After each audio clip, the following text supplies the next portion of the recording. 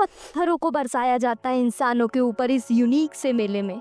तो आइए जानते हैं इस खेल को और इस खेल के पीछे के कारण को, और साथ ही हेडफोन्स लगा लो क्योंकि बहुत ही अमेजिंग वीडियो होने वाला है। फर्स्ट ऑफ ऑल नमस्ते and welcome to the KRM Trailverse. इस यूनिक से मेले का नाम है गोटमार मेला, जहाँ गोटमार का मतलब पत्थर मारना होता है। ऐसा माना जाता है कि अगर इस मेले का आयोजन नहीं किया गया तो पांडुरना और सवरगांव के लोगों के घर के ऊपर पत्थर बरसेंगे आसमान के ऊपर से।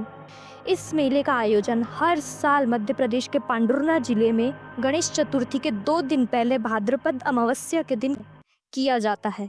गोटमार के दिन दोनों गांव के लोग मिलकर चंडिका माता की और झंडे की पूजा करते हैं और फिर सवरगांव और पांडुरना के बीचों बीच मौजूद जाम नदी के बीच में पलाश का पेड़ और पूजा वाला झंडा गाड़ा जाता है।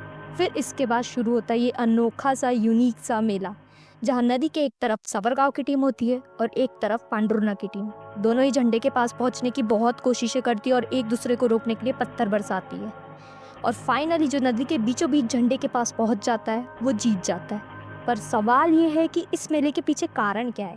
तो सुनो, सवरगांव की एक आदिवासी लड़की को पांडुरना के लड़के से प्यार हो गया था और दोनों ने छुपके से बिना किसी को बताए लव मैरिज भी कर ली। सो पांडुरना का लड़का अपने पांडुरना के साथियों के साथ सवरगांव जाकर लड़की को भगाकर ले जा रहा था।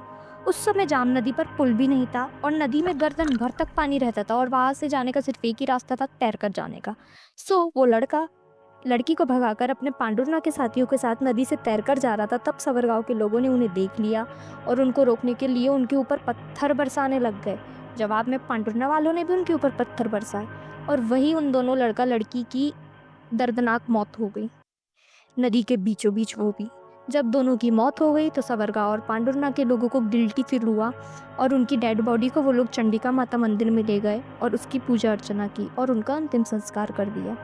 इसी की याद में गोटमार मेले का आयोजन होता है और ऐसा माना जाता है कि अगर इस मेले का आयोजन नहीं हुआ, जैसे कि मैंने पहले बताया था, तो पांडुरना और सवरगांव के लोगों के घर के ऊपर पत्थर बरसेंगे आसमान के ऊपर से।